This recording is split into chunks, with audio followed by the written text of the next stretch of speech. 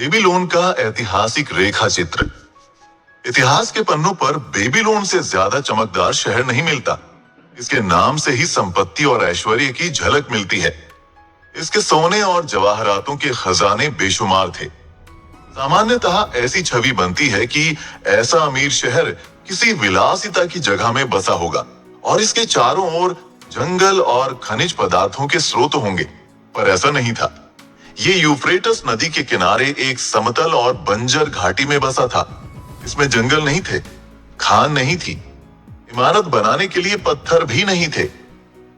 ये किसी व्यापार मार्ग पर भी नहीं बसा था। फसलों के लिए पर्याप्त वर्षा नहीं होती थी। बेबीलोन इस बात का उदाहरण है कि एक इंसान थोड़े से उपलब्ध संसाधनों से कितनी बड़ी सफलता प्राप्त कर सकता है। उस बड़े शहर के सारे संसाधन मनुष्यों द्वारा विकसित किए गए थे। इसकी सारी संपत्ति इंसानों द्वारा बनाई गई थी। बेबीलोन के पास सिर्फ दो प्राकृतिक संसाधन थे, उपजाऊ जमीन और नदी में पानी। उस समय की सबसे बड़ी इंजीनियरिंग सफलता को अंजाम देते हुए बेबीलोन के इंजीनियरों ने उस नदी के पानी को बांधों और नहरों द्वारा नया रास्ता दिया। उन नहरों ने दूर दूर तक बंजर धरती को पानी देकर उपजाऊ बना डाला। ये इतिहास में इंजीनियरिंग की सबसे पहली सफलताओं में से एक माना जाता है। लहलहाती फसलें इसी सिंचाई की तकनीक का परिणाम थी, जिसे उस समय तक दुनिया ने कभी नहीं देखा था। सौभाग्य से अपने लंबे अस्तित्व के दौरान बेबीलोन पर ऐसे राजाओं ने राज किया जिन्होंने युद्ध और लूट को पराश्रय नहीं दिया। हालांकि वो कई युद्धों में शामिल हुए, पर उनमें से अधिकतर युद्ध दूसरे देशों के उन महत्वाकांक्षी शासकों से हुए जो बेबीलोन के खजानों को हड़पना चाहते थे। बेबीलोन के अद्भुत राजा इतिहास में अपनी समझदारी, पुरुषार्थ और न्यायप्रियता के कारण जाने जाते हैं। बेबीलोन ने कभी ऐसे राजा नहीं पैदा किए जिन्होंने अपने अहंकार की तृप्ति के लिए दुनिया पर जीत हासिल करने की कोशिश की, ताकि सारे देश उन्हें सम्मान दे सकें। शहर के रूप में बेबीलोन का अब अस्तित्व नहीं है। जिन मानवीय शक्तियों ने इस शहर को बनाया और हजारों सालों तक संभाला, उनके जाने के बाद ये शहर खंडहर बन गया। अभी इस शहर का स्थान एशिया में सुएज नहर से 600 मील दूर पूरब में पर्शियन खाड़ी के उत्तर में है। ये एरिजोना के यूमा की तरह भूमध्य रेखा से 30 डिग्री ऊपर अक्षांश पर है। इसकी जलवायु भी इस अमरीकी शहर की तरह गर्म और सूखी है। यूफ्रेटस की घाटी, जो कभी घनी आबादी वाली उपजाऊ जमीन थी, आज फिर से एक बंजर धरती है। यहाँ की हल्की घास और रेगिस्तानी झाड़ियां हवा में उड़ती रेत से सामना करके किसी तरह जिंदा रहती हैं। उपजाऊ खेत चले गए, विशाल शहर गायब हो गए और संपन्न चीजों के लंबे कारवां विलुप्त हो गए। अरबों के खाना बदोश दस्ते ही यहाँ बचे हैं। क्रिश्चियन युग की शुरुआत से अब तक ऐसा ही है। इस घाटी पर कई पहाड़ियां हैं। शताब्दियों तक वो यात्रियों द्वारा कुछ और नहीं माने जाते थे। बर्तनों के टुकड़ों और वर्षा भरी आंधियों के कारण पुरातत्वविद इस ओर आकर्षित हुए। यूरोपियन और अमेरिकन संग्रहालयों द्वारा आयोजित यात्राओं ने यहाँ खुदाई की और देखा कि यहाँ क्या मिलता है। यहाँ मिली चीजों से साबित हो गया कि ये पहाड़ियां प्राचीन शहर हैं। आप इन्हें शहरों की कब्र कह सकते हैं। बेबीलोन इनमें से एक था। इस पर 20 शताब्दियों तक हवाओं ने रेगिस्तान की धूल बरसाई थी। ईंटों से बनी इसकी दीवारें टूट गई थीं और वापस धरती में समा गई थीं। महान शहर बेबीलोन आज इस हालत में है, बस धूल का एक ढेर है, जो इतने समय से सुनसान है कि कोई भी जिंदा इंसान तब तक इसका नाम नहीं जानता था, जब तक शताब्दियों तक मलबों में छुपी इसकी सड़कों और मंदिरों और शहरों को वापस नहीं खोजा गया। कई वैज्ञानिकों का मानना है कि इस घाटी में बेबीलोन और अन्य शहरों की सभ्यता दर्ज इतिहास में सबसे पुरानी है। कई दिनांक 8000 साल से पहले तक जाते हैं। जिन चीजों से इन तिथियों को निर्धारित किया गया वो भी एक रोचक तथ्य है। बेबीलोन के खंडहरों में एक सूर्य ग्रहण का जिक्र मिलता है। आधुनिक खगोल विज्ञानियों ने उस समय को मापा जब ऐसा सूर्य ग्रहण बेबीलोन में दिखा था और उस समय के कैलेंडर और आधुनिक कैलेंडर में संबंध स्थापित किया। इस तरह यह सिद्ध हुआ कि 8000 साल पहले बेबीलोनिया में रहने वाले सुमेर वासियों ने दीवारों वाले शहरों में अपना निवास बनाया था। उनके निवासी दीवारों में रहने वाले असभ्य लोग नहीं थे, वो शिक्षित और संबुद्ध लोग थे।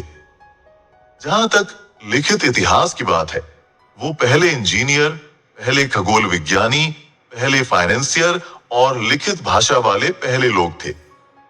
इन सिंचाई के साधनों का जिक्र पहले ही हो चुका है, जिन्होंने इस बंजर धरती को कृषि का स्वर्ग बनाया।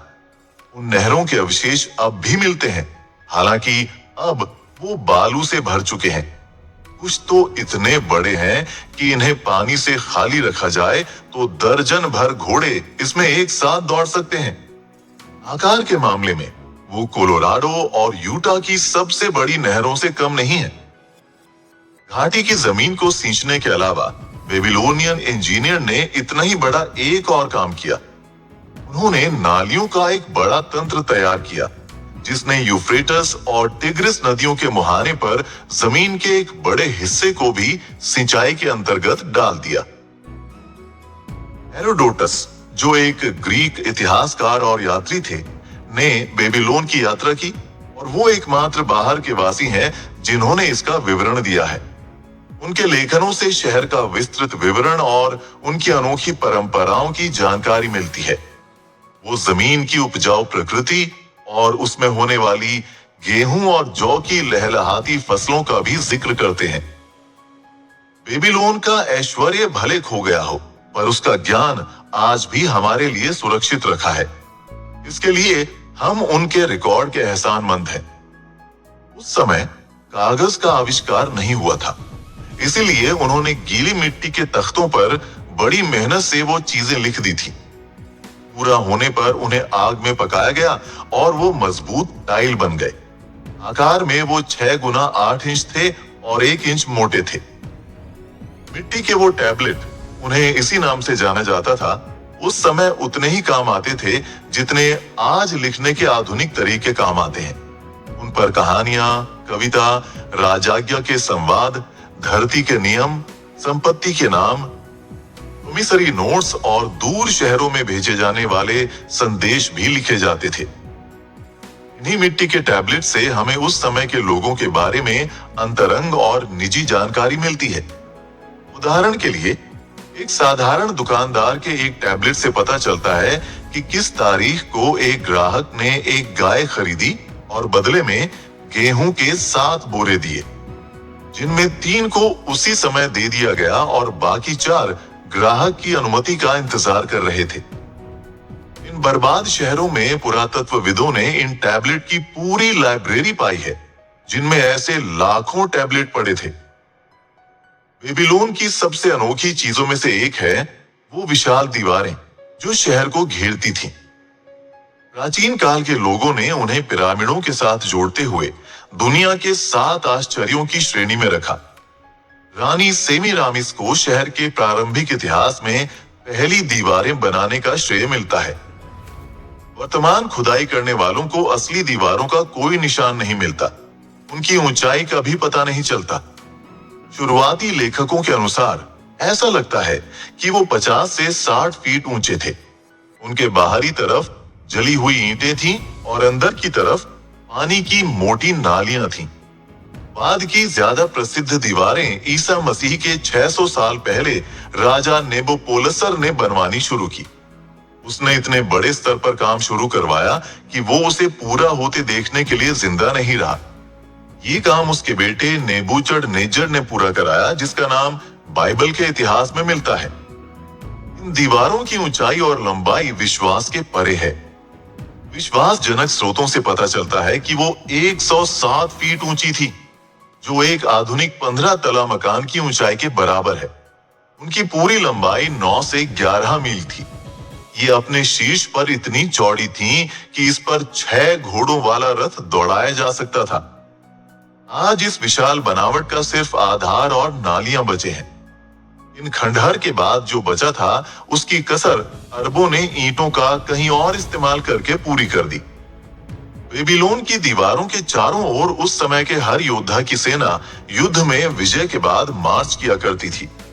कई राजाओं ने बेबीलोन पर आक्रमण किया, लेकिन हर बार वो असफल रहे। इतिहासकार 10,000 घुड़सवारों, 25,000 रथों, 1,000 पैदल सिपाहियों के 1200 रेजिमेंट की बात करते हैं। युद्ध सामग्री को जुटाने और युद्ध के लिए जरूरी खाद्य सामग्री जुटाने में अक्सर 2 से 3 साल का समय लगता था। बेबीलोन का शहर एक आधुनिक शहर की तरह ही आयोजित किया गया था। वहां सड़कें और दुकानें थीं। फेरी वाले आवासीय जिलों द्वारा सामान बेचते थे। बड़े मंदिरों में पुजारी रहते थे। शहर के अंदर राजमहलों का आंतरिक स्थान था। इनकी दीवारें शहर की दीवारों से ऊंची होती थीं। बेबीलोन के लोग कलाओं में दक्ष थे। वो कलाएं थीं मूर्तिकला, चित्रकला, बुनाई, स्वर्ण का काम और धातु के हथियार और कृषि के औजार बनाना। उनके जौहरी सबसे सुंदर आभूषण बनाते थे। उनके अमीर लोगों की कब्रों से ऐसे कई आभूषणों के नमूने मिले हैं जो दुनिया के बड़े संग्रहालयों में मौजूद हैं। बहुत पुराने समय में जब बाकी दुनिया पत्थर की कुल्हाड़ियों से पेड़ काट रही थी या फिर नुकीले भालों और तीरों से शिकार या युद्ध कर रही थी, उस समय बेबीलोन के लोग धातु के भालों, कुल्हाड़ियों और तीरों का इस्तेमाल कर रहे थे। बेबीलोन के लोग चतुर व्यापारी और पूंजीदाता थे। जहां तक हमें पता है, उन्होंने ही विनिमय के लिए आविष्कार मुद्रा, प्रॉमिसरी नोट और संपत्ति के लिखित नामों का आविष्कार किया। ईसा मसीह के जन्म के 540 साल पहले तक बेबीलोन में कभी हमला करने वाली सेनाएं नहीं घुसी। तब भी इसकी दीवारों को कोई नहीं जीत पाया। बेबीलोन के पतन की कहानी बड़ी अनोखी है। उस समय का सबसे बड़ा विजेता साइरस इस शहर को जीतना और इसकी दीवारों को भेदना चाहता था। बेबीलोन के राजा ने बोनिडस के सलाहकारों से उसे साइरस से मिलने और शहर पर आक्रमण का इंतजार करने के बजाय हमला करने की सलाह दी। बेबीलोन की सेना की हार के बाद वो शहर से भाग गया। तब साइरस ने खुले दरवाजों से प्रवेश किया और बिना प्रतिरोध के शहर पर कब्जा कर लिया। उसके बाद शहर की ताकत और इज्जत धीरे धीरे घटती गई और अगले कुछ 100 सालों बाद ये पूरी तरह वीरान हो गया और इसे हवाओं ने उसी रेगिस्तान में मिला दिया जहां से इसकी गरिमामयी शुरुआत हुई थी। बेबीलोन का पतन हो गया था। ये फिर कभी नहीं उठ पाया, लेकिन इसका सभ्यताओं पर बहुत उपकार है। समय की धारा ने मंदिरों की दीवारों को धूल में मिला दिया है, लेकिन बेबीलोन का ज्ञान आज भी जिंदा है। एक इंसान जिसने स्वर्ण की इच्छा की। बेबीलोन का रथ निर्माता बंसीर बहुत परेशान था। अपनी संपत्ति के चारों ओर बनी निचली दीवार पर बैठकर वो अपने घर और अपने वर्कशॉप की ओर देख रहा था, जिसमें एक संपूर्ण रथ तैयार खड़ा था।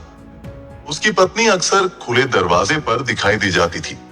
उसकी नजरों से पता चलता था कि खाने का थैला खाली था और उसे रथ का काम पूरा करना था। उसे हथौड़ा चलाना था, पॉलिश और पेंट करना था, चमड़े को पहिए के चारों ओर चढ़ाना था और इसे अमीर ग्राहक को देने के लिए तैयार करना था ताकि वो इसे ले सके। तब भी उसका मोटा और मजबूत शरीर उस दीवार पर बैठा था। उसका धीमा दिमाग एक ऐसी समस्या से जूझ रहा था जिसका जवाब पाना मुश्किल था।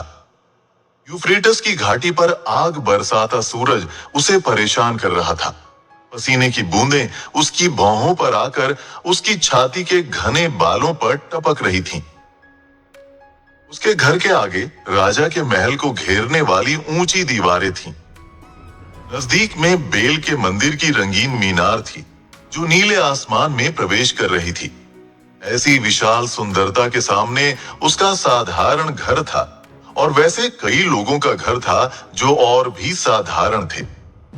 बेबीलोन ऐसा ही था, विशालता और साधारण का समावेश, चमकती अमीरी और उदास गरीबी का संगम। जो साथ साथ मिलकर शहर की मजबूत दीवारों के बीच वास कर रहे थे। अगर उसने पीछे देखा होता तो पता चलता कि उसके पीछे अमीरों के शोर मचाते रथ जा रहे थे और आसपास व्यापारी और नंगे पैर चलते भिखारी थे। अमीर लोगों को भी राजा के काम के लिए पानी ढोते गुलामों के लिए रास्ता खाली करना पड़ता था, जो झूलते बगीचों के लिए भारी बकरी के चमड़े में पानी ले जा रहे थे। बंसीर अपनी समस्या में इतना उलझा हुआ था कि उसे व्यस्त शहर का शोर सुनाई नहीं पड़ रहा था। एक परिचित वाद्य यंत्र के तारों से आते संगीत ने उसे मानो नींद से जगाया। वो मुड़ा और उसने अपने सबसे अच्छे दोस्त संगीतज्ञ कोबी के संवेदनशील और मुस्कुराते चेहरे की ओर देखा। मेरे अच्छे दोस्त, भगवान तुम्हें ढेर सारी आजादी दे, कोबी ने सलाम करते हुए कहा। लेकिन तब भी ऐसा लगता है कि वो इतने दयालु हैं कि तुम्हें काम करने की जरूरत नहीं है।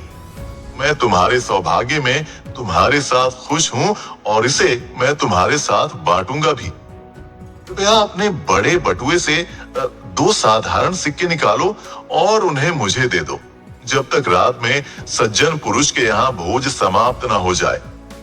तुम उन्हें खोगे नहीं, क्योंकि वो तुम तक वापस आ जाएंगे। अगर मेरे पास 2 सिक्के होते, बंसीर ने दुख से कहा, तो मैं उन्हें किसी को भी नहीं देता, तुम्हें भी नहीं मेरे प्यारे दोस्त, क्योंकि वो मेरी पूरी संपत्ति होते। कोई भी इंसान अपनी पूरी संपत्ति किसी को नहीं देता, अपने सबसे अच्छे दोस्त को भी नहीं। क्या? कोबी ने आश्चर्य से कहा, तुम्हारे पर्स में 1 सिक्का भी नहीं है? फिर भी तुम दीवार पर मूर्ति की तरह बैठे हो। तुम रथ का काम पूरा क्यों नहीं करते? अपनी भूख तुम कैसे मिटा पाओगे? ये तुम्हारे जैसा बर्ताव नहीं है दोस्त। तुम्हारी अंतहीन ऊर्जा कहाँ है? क्या तुम्हें कोई चीज परेशान कर रही है? क्या भगवान ने तुम्हारे लिए समस्याएं खड़ी की हैं? भगवान की दी हुई दिक्कत ही होनी चाहिए, बंसीर ने स्वीकार किया। ये एक सपने से शुरू हुआ, एक ऐसे बेमतलब के सपने से जिसमें मैंने सोचा कि मैं पैसे वाला आदमी हूं। मेरे बेड से एक भारी बटुआ लटका हुआ था जिसमें सिक्के भरे हुए थे। उसमें सिक्के थे जिन्हें मैं भिखारियों को उधारी से दे रहा था। उसमें चांदी के सिक्के थे जिनसे मैं अपनी पत्नी और अपने लिए मनचाही चीजें खरीद रहा था। उसमें सोने के सिक्के थे जो मुझे सुरक्षित भविष्य का एहसास देते थे और चांदी को खर्च करने की हिम्मत देते थे। संतुष्टि का एक एहसास मेरे अंदर था। तुम मुझे एक मेहनतकश दोस्त के रूप में नहीं जानते होते, ना ही मेरी पत्नी मुझे ऐसा जानती। अगर उसका चेहरा झुर्रियों से आजाद और खुशी से चमक रहा होता, वो फिर से अपने नए विवाहित जीवन की मुस्कुराती लड़की होती। सच में एक सुंदर सपना था, कोबी ने कहा। लेकिन ऐसे खुशनुमा एहसासों ने तुम्हें दीवार पर बैठी उदास मूर्ति के रूप में कैसे बदल दिया? सच में, क्योंकि जब मैं उठा और मैंने देखा कि मेरा पर्स कितना खाली है, विद्रोह की एक भावना मेरे शरीर में दौड़ गई। इस बारे में बात करते हैं क्योंकि जैसा जहाजी कहते हैं, हम दोनों एक ही नाव में सवार हैं। छोटी उम्र में हम पुजारियों के पास ज्ञान पाने गए, बड़े होने पर भी हम अच्छे दोस्त बने रहे। हम अपनी तरह के संतुष्ट लोग रहे हैं। हमें लंबे समय तक काम करके और अपनी आमदनी खर्च करके खुशी मिली है। हमने पिछले सालों में इतने सिक्के कमाए हैं, लेकिन हम उन खुशियों को नहीं जानते जो पैसों से आती है। हमें सिर्फ उनके सपने आते हैं। वाह, क्या हम मूर्ख भेड़ों से ज्यादा कुछ हैं? हम दुनिया के सबसे अमीर शहर में रहते हैं। व्यापारी कहते हैं किसी के पास भी हमारे जितना धन नहीं है। हमारे आसपास इतना धन है, लेकिन ये हमारे लिए नहीं है। आधी जिंदगी के श्रम के बाद भी मेरे अच्छे दोस्त, अपने बड़े बटुए से 2 साधारण सिक्के निकालो और उन्हें मुझे दे डालो, जब तक रात में सज्जन पुरुष के यहाँ भोज समाप्त ना हो जाए। नहीं, मैं मानता हूं मेरा पर्स तुम्हारे जितना खाली है। मामला क्या है? हम सोने और चांदी क्यों नहीं कमा सकते? जो खाने और कपड़ों से ज्यादा दे सके। ये भी सोचो कि क्या हमारे बेटे, बंसीर ने आगे कहा, वो भी हमारे कदमों पर नहीं चल रहे हैं? क्या उन्हें और उनके परिवार को और उनके बेटों और उनके परिवारों को पूरी जिंदगी इसी तरह बकरी के दूध और दलिया पर बितानी होगी, भले ही उनके चारों ओर सोने के खजाने भरे हों? बंसीर, हमारी दोस्ती के इतने सालों में कभी भी तुमने ऐसी बात नहीं की। वो भी चकरा गया। इतने सालों में मैंने कभी इस तरह से नहीं सोचा। सुबह से लेकर रात होने तक मैं अपने रथों पर उतनी मेहनत करता हूं जितना कोई इंसान कर सकता है, अंदर ही अंदर आशा करते हुए कि ईश्वर मेरे अच्छे कामों को देखेगा और मुझ पर समृद्धि बरसाएगा। पर ऐसा नहीं हुआ। अब लगता है ऐसा कभी नहीं होगा। इसलिए मेरा दिल उदास है। मैं एक पैसे वाला आदमी बनना चाहता हूं। मैं जमीन और मवेशी का मालिक बनना चाहता हूं। मैं अच्छे कपड़े और बटुए में सिक्के रखना चाहता हूं। मैं अपनी पूरी ताकत से इन चीजों के लिए काम करना चाहता हूं, अपनी पूरी कुशलता के साथ, अपनी पूरी बुद्धि के साथ। और मैं चाहता हूं कि मुझे मेरी मेहनत का पुरस्कार मिले। हमारे साथ मामला क्या है? फिर से पूछता हूं, हम उन लोगों की तरह अच्छी चीजों का आनंद क्यों नहीं उठा सकते जिनके पास इन्हें खरीदने के लिए स्वर्ण है? अगर मैं इसका जवाब जानता, कूबी ने जवाब दिया, तो मैं भी तुम्हारी तरह ही संतुष्ट होता। संगीत से मेरी कमाई जा चुकी है। अक्सर मुझे इस तरह से प्लान बनाना पड़ता है कि मेरा परिवार भूखा ना रह जाए। साथ ही मेरे सीने में एक ऐसे बड़े वाद्य यंत्र के लिए गहरी इच्छा है जिससे मैं ऐसा संगीत पैदा कर सकूं जो मेरे मन की गहराई से आए। इस तरह के यंत्र से मैं ऐसा संगीत बना सकता हूं जो राजा ने कभी ना सुना हो। तुम्हारे पास ऐसा वाद्य यंत्र होना चाहिए। पूरे बेबीलोन में कोई भी इंसान इतना मधुर नहीं गा सकता, इतना मीठा नहीं गा सकता, जिससे सिर्फ राजा नहीं बल्कि देवता भी खुश हो जाएं। लेकिन तुम ऐसा कैसे कर सकते हो जब हम दोनों राजा के गुलामों की तरह गरीब हों? घंटी को सुनो, देखो वो यहां आ रहे हैं। उसने अधनंगे, पसीने से तरबतर पानी ढोते लोगों की कतार की ओर इशारा किया, जो नदी से पतली सड़क की ओर जा रहे थे। मार्च करने वाले वो 5 थे।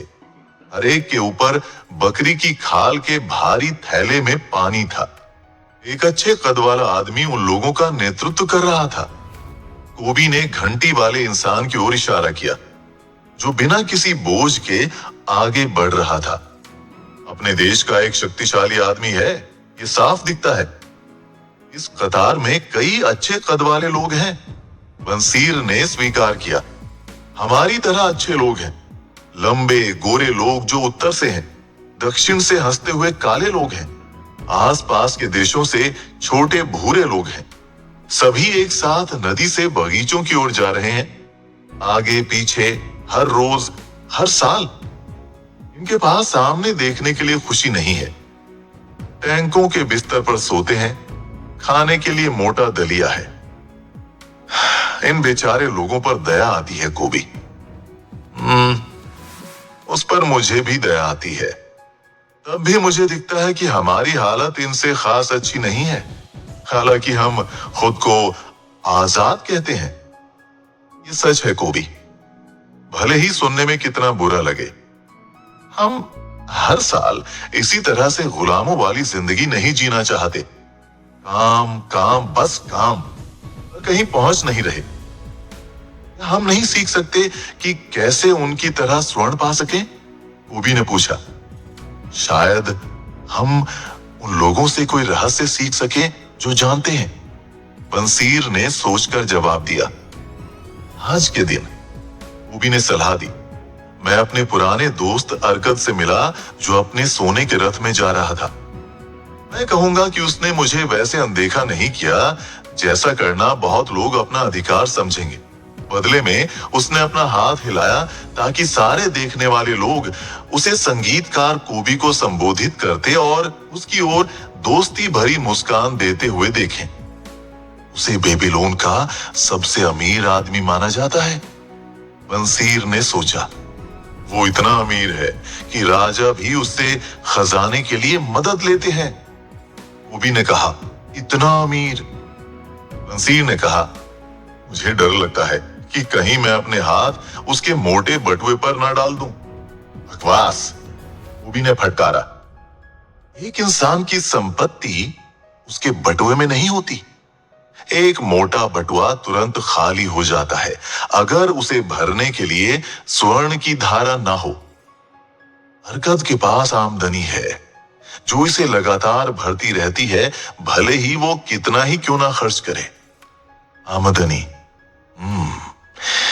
यही वो चीज है, बंसीर ने कहा। काश मेरे पास आमदनी का एक ऐसा स्रोत होता जो मेरे बटुए को भरता रहता। भले ही मैं दीवार पर बैठूं या दूर देशों की यात्रा करूं, हरकत को पता होना चाहिए कि कैसे एक आदमी अपने लिए आमदनी बना सकता है। क्या तुम्हें लगता है कि वो ये तरीका मेरे जैसे धीमे दिमाग वाले को भी समझा सकता है?